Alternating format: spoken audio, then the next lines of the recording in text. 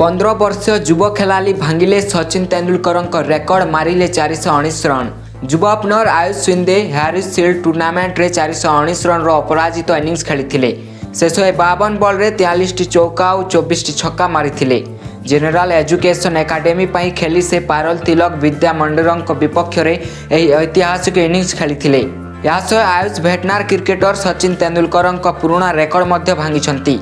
Cross पड़िया खेला जाइथिबा match रे आयुष रेकर्ड बुक रे तांको नाम पंजीकरण करथिले। बालक अंडर 16 टूर्नामेंट रे सबुठु बड़ इनिंग्स खेलिथिबा बैट्समैन तालिका रे से चतुर्थ स्थान रे अछंती।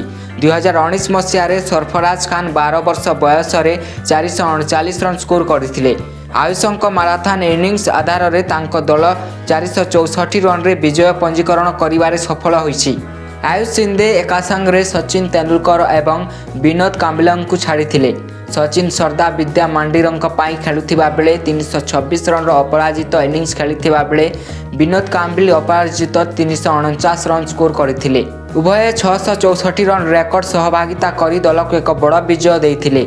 आयुष गोटे स्ट्रोक रे भुवंक रेकर्ड भांगी।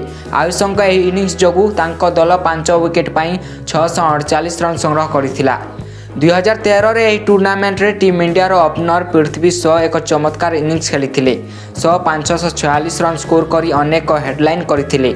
जेतेबेले से इनिंग्स खेली तांकु 14 वर्ष होइथिला।